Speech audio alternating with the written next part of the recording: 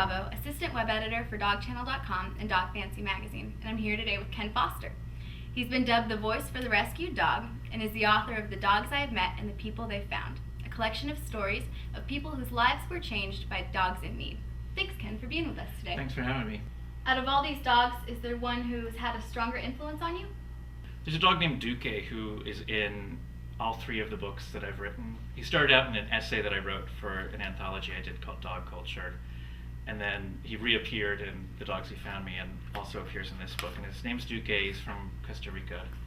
And that's where I went to live for 3 months, and I was a total city person. I had no interest in animals. And this dog started following me home at lunch and then coming at dinner time and leading me on hikes all around to places that I never would have seen without him leading the way. And I completely fell in love with not just the dog, but also all the stray dogs in that country and the countryside itself, and wanted to bring him back with me but couldn't. And that's what led me to, when I got back to New York City, go to a shelter and adopt my first dog. So he's pretty special because everything sort of leads back to him in one way or another. In your book, you include several stories about pit bulls. What are your thoughts about what's going on with pit bulls in the United States today? Well, the interesting thing, I think, is that the pit bull problem, as far as dog fighting and abuse of the breed, now actually for the first time is in the news. For a lot of us that work with pit bulls, we've known what's been going on with dog fighting all over the country for a long time. So the story that came out this summer with Michael Vick and other people involved in dog fighting wasn't really as shocking to us as it was to a lot of other people. And it was, in a strange way, sort of gratifying to finally see it getting the attention that it got this time around. And hopefully people will continue prosecuting not just the Michael Vicks, but also the people that we don't know the names of, that aren't famous, who are involved in similar things.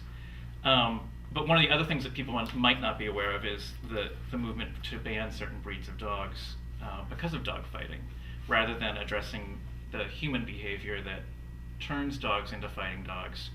A lot of communities are banning certain breeds, not just pit bulls, but also any bully breed, any dog that looks like it might be part of a bully breed mix. And so there are towns in Ohio right now where people have 2 weeks to get rid of their dogs. And these are family pets that have never done anything.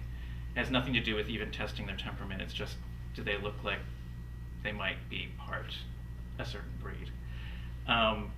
And it's alarming, actually, because it doesn't, research has shown that it doesn't help people become more responsible owners. It just takes good dogs away from the owners that are responsible.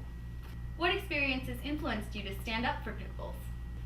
Probably the biggest experience is the dog named Sula, who is on the cover of The Dogs Who Found Me, who was a pit bull that showed up outside my house when I was living in Florida. And she was in really bad shape. She had an eye that was almost torn out, and she had heartworms and was in heat. And I could not find an owner or even figure out what neighborhood she had come from, because she wasn't from any of the area that I was staying in at the time. But she was completely friendly, even under these circumstances. She came running over to me, said hello, was dancing around, wanting to play. And when I called shelters trying to get help for her, I found that none of the area shelters would take her because she was a pit bull. And so I found a way to pay for the expensive surgeries she needed, including getting her eye put back together again. And tried to find a home for her, but also found that I couldn't find anyone that wanted a pit bull who I thought would be responsible, at least in that particular community that I was in, which was a lot of college students and things like that. And also I found that because I was taking care of her for this period of time, I sort of fell in love with her, which is often what happens when you rescue a dog. And one of the difficulties of taking dogs in with the intention of finding homes for them, but then sometimes you find you can't let them go.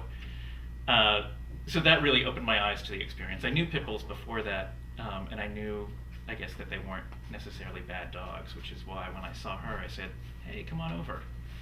But I didn't really have that full experience of seeing the prejudice that a lot of people have towards it until I owned her. Well, I'm afraid we're out of time. Thank you so much for joining us today. Thank you. And thank you for joining us as we spoke with Ken Foster, author of The Dogs I Have Met and the People They Found, published by the Lions Press.